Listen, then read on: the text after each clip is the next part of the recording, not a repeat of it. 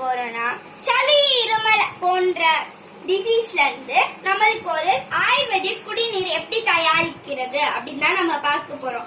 அதுக்கு நம்ம எடுத்திருக்கிறது 11 பொருட்கள் வச்சு இந்த குடிநீரை பண்ண போறோம். அதுக்கு என்னென்ன பொருள்லாம், அது பேர் என்ன அப்படின்லாம் நம்ம தெரிஞ்சுக்கலாம். இன்னைக்கு நம்ம செய்ய போறது மூலிகை குடிநீர். இந்த மூலிகை குடிநீர் எதுக்குன்னு பார்க்கலாம். சளி, இருமல், காய்ச்சல், தொண்டை கரகரப்பு இது எல்லாத்துக்குமே இந்த மூலிகை குடிநீர் எடுத்துக்கலாம். இதனோட அளவையும் இதனோட பேரெல்லாம் நான் என்னங்கறத இப்ப நான் உங்களுக்கு சொல்றேன்.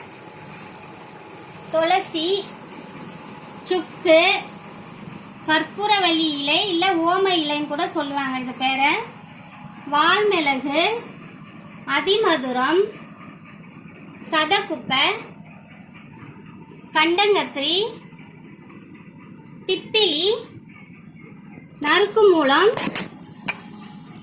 சித்தரத்தை.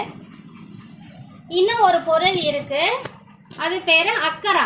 அது எங்களுக்கு கிடைக்கல. உங்களுக்கு கிடைச்சிச்சுன்னா இந்த மூலிகை எல்லா பேரையும் நீங்க எழுதி வச்சுட்டு ஒரு நாட்டு மருந்து கடையில போய் கேளுங்க. கண்டிப்பா இந்த பொருள் எல்லாமே உங்களுக்கு கிடைக்கும். இதை எவ்வளவு அளவு எடுத்து எத்தனை பேருக்கு செஞ்சு கொடுக்கலான்னு நான் இப்ப உங்களுக்கு காட்டுறேன். இப்ப நான் உங்களுக்கு காட்ட போற அளவு ஒரு 4 பேருக்கு போட்டு குடிக்கக்கூடிய அளவு நான் காட்டுறேன்.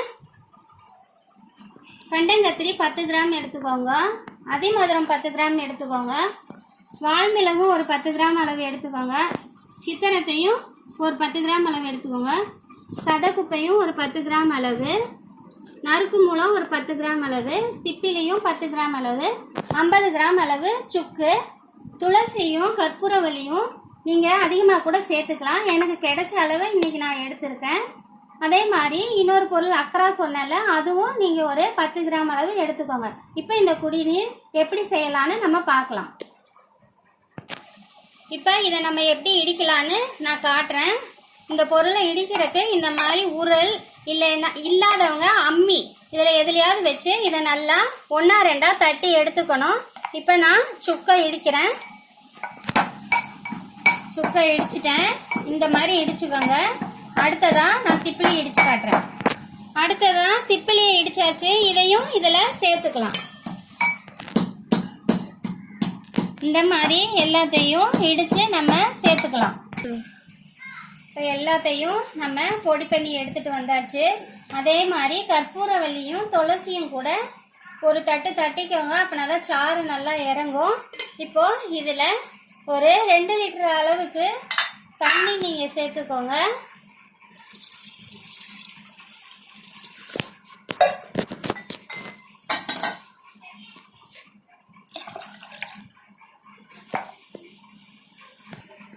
தண்ணி நம்ம சேர்த்தாச்சு. இப்போ இதை நல்லா கொதிக்க வைக்கணும். இதுக்கு மூடி போடக்கூடாது. மூடி போடாம நல்லா ஃபுல்லா அடுப்பை வச்சு கொதிச்ச உடனே சிம்மில் வச்சிருங்க. சிம்மில் வச்சு நல்லா கொதிச்சு இதுல ஒரு பாதி அளவுக்கு வத்தட்டும். நான் எப்படி வந்திருக்குன்னு உங்ககிட்ட காட்டுறேன். இந்த மாதிரி கொதி வரும்போது இதை ஃபுல்லாக வைக்கக்கூடாது, சிம்மில் வச்சுக்கோங்க. இல்லைன்னா அவ்வளவும் பொங்கி கீழே ஊற்றிடும். அதே மாதிரி மூடி போட்டும் நம்ம இதை வைக்கக்கூடாது. இப்போ நல்லா கொதி மேலே வருது பாருங்க. இப்போ இதை சிம் பண்ணிடலாம். இப்படியே நல்லா கொதிச்சு இது பாதி அளவா வத்தட்டும். வத்தனதுக்கப்புறம் இந்த தண்ணி எடுத்துட்டு உங்ககிட்ட நான் காட்டுறேன். இப்போ பாருங்க, இது நல்லா வத்திடுச்சு. இந்த ஸ்டேஜில் இதை நிறுத்திட்டு இது வடிகட்டி எடுத்துக்கலாம். இந்த மாதிரி ஜூஸ் வடிகட்டிக்கோங்க. சீக்கிரமாக இது தண்ணி வடித்து எடுத்துரும். இந்த மாதிரி வடித்து எடுத்துக்கோங்க. இப்போ இதோட சுகர் பேஷண்ட்லாம் இனிப்பு எதுவும் கலக்க வேணாம், இப்படியே எடுத்துக்கலாம். இப்போ பசங்களுக்கெல்லாம் கொடுத்தா இந்த மாதிரி கொடுத்தா குடிக்க மாட்டாங்க. அவங்களுக்கு தேன் இல்லாட்டி நாட்டு சர்க்கரை இல்லைன்னா பனை வெல்லம் இந்த மாதிரி ஏதாவது கலந்து நீங்கள் கொடுக்கலாம். வெள்ளை சர்க்கரை இதுக்கு போடக்கூடாது. தேன் இல்லை நாட்டு சர்க்கரை இல்லை பனை வெல்லம்.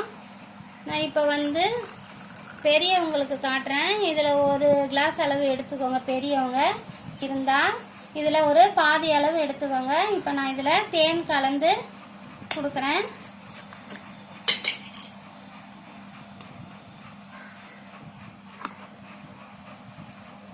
ரொம்ப இனிப்பெல்லாம் இதுக்கு தேவையில்லை.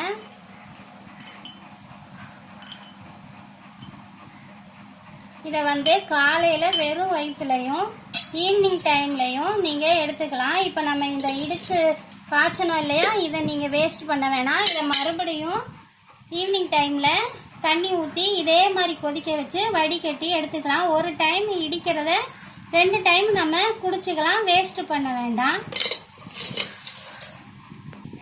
இப்போது இதில் சேர்த்துருக்கிற ஒரு 2-3 மூலிகைகளை பற்றி எனக்கு தெரிஞ்ச விஷயத்த உங்ககிட்ட நான் சொல்கிறேன். இப்போ நான் ஃபஸ்ட்டு சொல்ல போகிறது திப்பிலி. திப்பிலி வந்து காச நோய்க்கு ரொம்ப நல்ல மருந்து. காச நோயின்னு சொன்னால் இந்த டிபி நோயெல்லாம் இருக்குல்ல, டிபி நோய் அந்த மாதிரி உள்ளவங்களுக்கெல்லாம் இது ரொம்ப நல்ல மருந்து. டிபி நோய்க்கெல்லாம் ரொம்ப நல்ல மருந்து.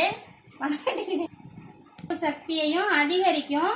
வாயு, வயிற்று வலி, வயிற்று பொறுமெல்லாம் இருக்கிறவங்க இதை என்ன பண்ணணும்னா பசும்பாலில் திப்பிலி பொடியை கலந்து காய்ச்சி நல்லா கொதிக்க வச்சு வடிகட்டி அந்த பசும்பாலோட கலந்த திப்பிலி குடிநீரை நீங்கள் குடிச்சிங்கன்னா இந்த வாயு, வயிற்று வலி, வயிற்று பொறுமெல்லாம் இருக்கும், அதெல்லாம் நீங்கிரும்.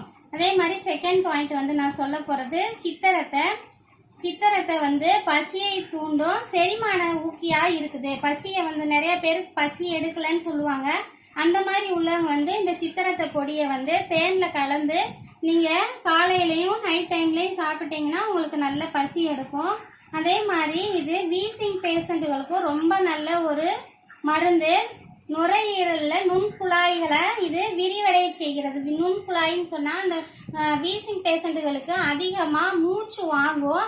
அது என்ன காரணம்னா அவங்களுக்கு நுரையீரல் வந்து சுருங்கி இருக்கும், அதில் இருக்கிற நுண்குழாய்களை எல்லாம் இது விரிவடைய செய்யுது. அதே மாதிரி இது வாயில் வர்ற நாற்றத்துக்கு ரொம்ப சிறந்த மருந்தாக இருக்குது சித்திரத்தை. அதையும் நீங்கள் நான் சொன்ன மாதிரி எடுத்துக்கோங்க, உங்களுக்கு நல்ல பலனை தரும். மூன்றாவதாக நான் சொல்ல போகிறது வந்து அதிமதுரம். அதிமதுரமும் குடல் அல்சருக்கு ஒரு சிறந்த மருந்துன்னு நான் படிச்சிருக்கேன். இதை எப்படி எடுத்துக்கலான்னா நீங்கள் இந்த பவுடரை நைட்டு நல்லா தண்ணியில் கலந்து ஊற வச்சிருங்க. காலையில் சாதம் வடிக்கிற தண்ணி இருக்கு இல்லையா, கஞ்சி தண்ணின்னு சொல்லுவாங்க, அந்த தண்ணியோட கலந்துட்டு காலையில் எடுத்து வெறும் வயிற்றுல எடுத்துக்கோங்க. அதே மாதிரி 2வது பாயிண்ட் இதில் என்னன்னா தண்ணீரில் கலந்து நீங்கள் இதை எடுத்து நைட்டு இதே மாதிரி ஊற வச்சு நீங்கள் குடிச்சு வந்தீங்கன்னா மூட்டு வலி, மூட்டு வீக்கம், அந்த வாதம் சம்பந்தப்பட்ட நோய்களை எல்லாமே போக்கும். 3வதாக இதில் ஒரு பாயிண்ட் என்னன்னா இது வந்து சிறுநீரகங்களுக்கு ரொம்ப பாதுகாப்பாக தருது. சிறுநீர் கற்கள் வருவதை தடுக்குது. இந்த 3 இதையும் நீங்கள் பயன்படுத்திக்கோங்க. சளி, இருமல், காய்ச்சலுக்கு குணமாக்க சூப்பரான மூலிகை குடிநீர் தயாராகிடுச்சு. இந்த வீடியோ உங்களுக்கு பிடிச்சிருந்துச்சுன்னா லைக் பண்ணுங்கள், ஷேர் பண்ணுங்கள், கமெண்ட் பண்ணுங்கள். இது வரைக்கும் எங்கள் சேனலை சப்ஸ்கிரைப் பண்ணாதவங்க சப்ஸ்கிரைப் பண்ணுங்கள். இதை கண்டிப்பாக நீங்கள் ட்ரை பண்ணி உங்களோட ரிசல்ட்டை எங்களுக்கு கமெண்ட்டில் சொல்லுங்கள். தேங்க்யூ.